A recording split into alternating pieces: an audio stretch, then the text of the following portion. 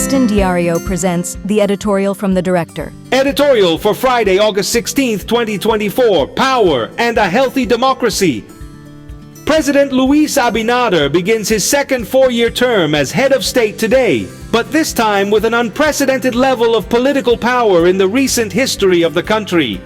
With an absolute majority in the National Congress, the PRM and its allies control 29 of the 32 senators and 147 of the 190 deputies, giving the government the ability to advance its proposals and reforms with minimal parliamentary opposition. This situation places President Abinader in a privileged position to push forward the 12 structural reform projects he promised during his campaign. Despite this vast power, it is encouraging that the president has expressed his intention to exercise it with prudence. Governing with such a strong majority requires not only responsibility, but also sensitivity toward the various sectors of Dominican society, ensuring that they can voice their concerns and participate in decision-making. Democracy is strengthened when dissenting voices and minorities have a space to be heard, even when a single party controls the legislative and municipal power. It is essential for the government to keep channels of dialogue open and seek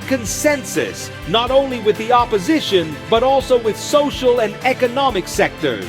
The concentration of power should not become a vehicle for monopolizing decisions, but rather an opportunity to build a shared future. We wish President Abinader success in his efforts to build consensus in a complex and uncertain international landscape, marked by wars and other global threats. The Dominican Republic has proven to be an example of political stability in Latin America, and it is crucial to continue on that path, living in democracy, social peace, and economic growth. The success of these 4 years will depend not only on the president's ability to implement his reforms, but also on his capacity to govern with the inclusion and participation of all sectors.